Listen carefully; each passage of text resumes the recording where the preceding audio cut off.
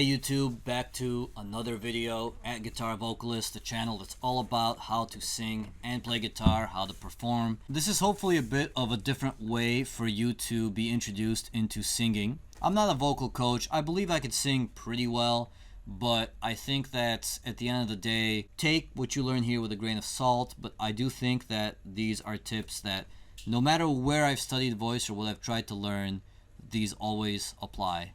You basically can't not have these 5 pillars of singing, and for what it's worth, this has helped me a lot.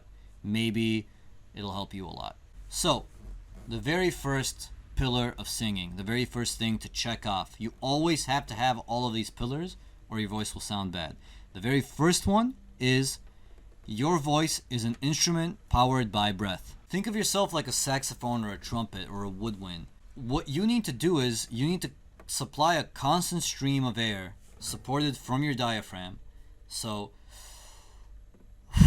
some people say think of something you really like the smell of. I don't know why I think I like the smell of my palm, but whatever.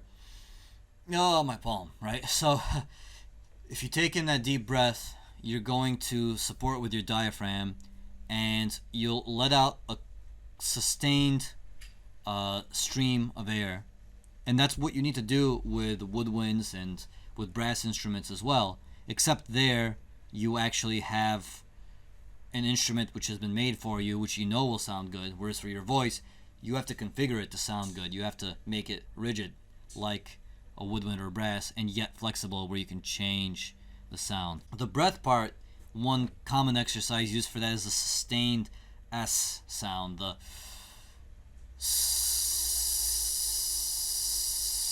and as you do this S, you can also do it on a Z, zzz, whatever you want to do. That stuff really helps in just understanding that feel of what it feels like to just slowly exit your voice in a sustained, compressed manner, rather than just blowing it out real hard or just not having enough air and being stuck and gasping. So that's pillar 1. Now, I want to mention this can be done with anything. It can be done with the lip rolls, the it can be done with the trills, the whatever you gotta do. All of this requires your breath to be let out in an even stream of air, controlled. This is, without this, you can't sing. Okay, any vocal, I don't care that I'm not a professional vocal coach. Any vocal coach will tell you this. You cannot sing without this. You will sound weak, undersupported, you won't be able to hit higher notes. It just won't work. Now, pillar number 2, which I already alluded to a little bit, is your voice is a set of muscles performing a task. It's just a group of muscles. So, with example, again, like I said, a saxophone, it's already built for you. But with your voice is a set of muscles, so you have to configure it in such a way to where things flow out and sound good. What this means is that without warming up, just like you can't expect a bodybuilder to bench his best weight without warming up, you can't expect a vocalist to sing their best song without warming up. You literally have to warm up your muscles and you have to do warm-ups. Those lip rolls I showed, the sustained S exercise, all that stuff are examples of warm-ups. There's so many out there. Just pick the ones that work for you. Just go on YouTube and look up warm-ups. Maybe I'll make a video on warm-ups sometime, but there's a lot of them out there. Just find what works for you, but warm it up. Don't just start singing because you're super inspired and then blow out your voice in 5 minutes. This is also why people do scales. Scales are boring, but they train your voice, they warm it up, they work it out, truthfully. And it's easier to make sure you have the right configuration with breath and everything when you're doing a scale than when you're doing a song real time, because there's less variables. So that's why scales are really good for warm-up. Now what you could do instead of scales is you could just take a part you struggle with and clean it up and slowly add extra flavor and diversity to it. That also works. Pick your poison, pick what works for you, but just recognize your voice is a set of muscles that require exercises and warm-up. One really nice technique is to just take a song and lower it a few pitches. So if I'm singing a song that's supposed to be really, really high up, it's really good for me to lower it on the bottom. So I'll give you an example, and I haven't warmed up right now before this video. I'll give you an example of this song, and you'll hear me struggle on the high note because this is the absolute high of my chest voice range. And this is Man in the Box.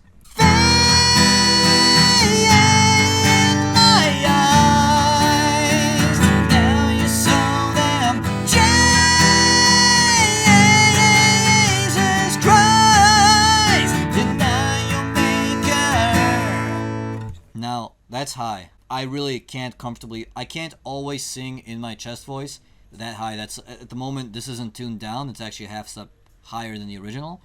I can't reliably sing, it's a B4.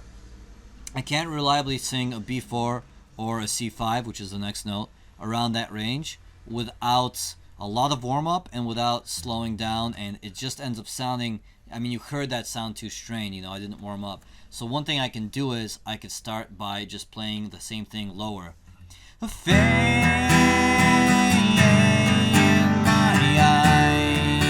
You could also do like a fifth of that, so you could do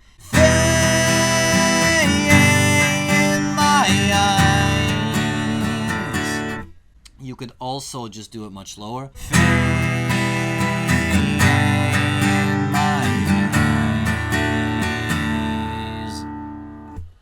There's a lot of ways you can do that. You can also just lower it, so I guess I could do like an A4, so it'd be like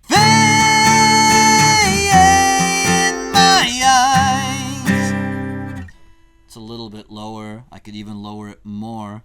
Even for that, I'm not quite ready right now.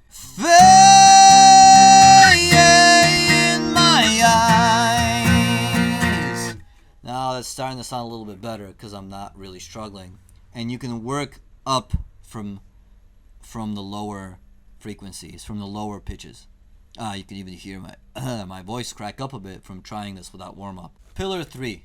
This is actually a perfect transition because you heard my voice cracking up there.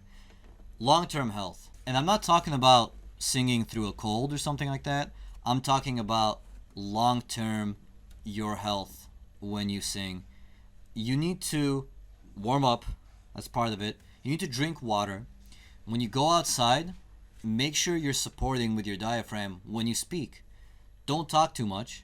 Don't talk really loud in bars. This is the worst one. If you're in a bar and you talk really loud, you're going to mess up your voice the next day. Don't yell. Don't strain your voice. It's that simple. Regularly, throughout your life. Don't eat foods that aggravate it. Acid reflux, things like that. All that will affect your voice. So, long-term health. Also, work out. Also, run. Do things that give you more breath support, breath muscles. All of that is really important. Pillar number 4, you have to be on pitch. So I understand that you're going to be a little bit not on pitch. You're not perfect. Everybody is a little bit off pitch, and you know, this is where the auto-tune controversy and discussion comes in. Auto-tune has its place. There's places where I think auto-tune is good. I'm not going to say that you should just not auto-tune ever, but for the most part, you can never use auto-tune as a savior to your voice. And also, you shouldn't over auto-tune to where your voice just sounds robotic and everything sounds so clean and the same. So, there are caveats to this, of course. There are times where you can't just always be on pitch. But for the most part, you want to be as on pitch as you can be. And so, one way to do this is to kind of follow along with your guitar. So for example, with what I just did with Man in the Box, it'd be like up here.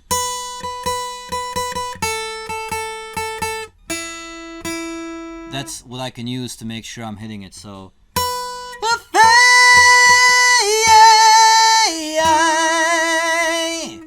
Right? I'm tracking and following it to make sure I'm actually right on the pitch I need to be.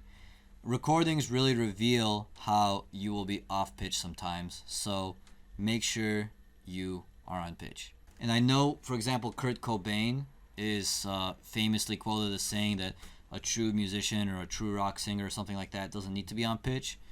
First off, Nirvana was great. Kurt was great, super innovative. Not the best singer, just gonna put that out there technically, like he wasn't very good technically at what he did. Second off, yeah, you don't necessarily have to be on pitch for certain parts, or if you're trying to make a statement or purposely do more dissonant stuff, okay. And little mess ups in your live performance help convey that you're human and your emotion and all that. That's fine, okay. But in general, as a whole, when you're practicing singing, you have to think about your pitch. You gotta be on pitch.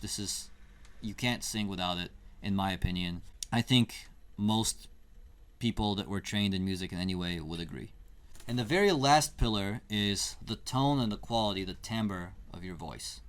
Now this is where everybody starts. Everybody wants to just have the best sounding voice, quality, tone, timbre, but ignores the other 4 pillars. This last pillar is only possible if you've done the other 4, but it is necessary for you to have a good voice. You will find over time what your proper tone, your proper timbre, what you like is. What you need to do is you need to have all the other 4 pillars and this pillar to truly make your voice. So once again, the pillars are: your voice is an instrument powered by breath. Your voice is a set of muscles, a group of muscles that work together. You need to be in good health to sing properly. You need to be on pitch, and you need to possess the timbre, the tone, the vocal quality that you desire, that sounds good, that you want to convey. All 5 of these are, in my opinion, an absolute must, and you can look at it like a checklist. It's actually quite simple. Write these 5 as a checklist, and every time you sing, have it on the wall somewhere and be like, am I doing this? You have to do all 5 at once. Now, here is just a song that I like that is a sort of great demonstration of all 5 of these areas. It's Don't Stop Me Now by Queen. Tonight,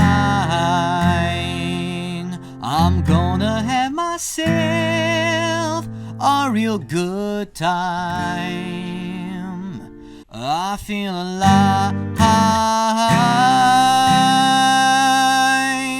when the world was turning inside out, and I'm floating around in ecstasy.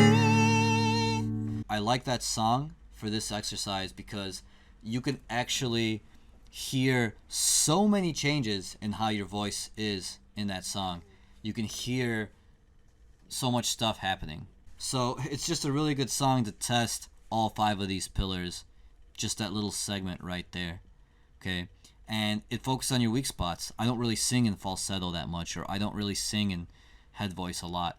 So I think that's it's very important for you to try and practice all 5 of these pillars on a song where it really pushes your boundaries, and this one pushes mine for sure. Anyway, just a little demonstration. I hope that these 5 pillars helped you. I suggest you just get out a little checklist, have them on the wall somewhere, and whenever you struggle with singing, ask yourself, am I doing all 5 of these? And if you are, chances are you're going to sound pretty good. That's it for this video. Until next time, guys, let me know if you liked everything. Like and subscribe if you did. Let me know in the comments. We can have a conversation about it, and so on. Alright, see you guys.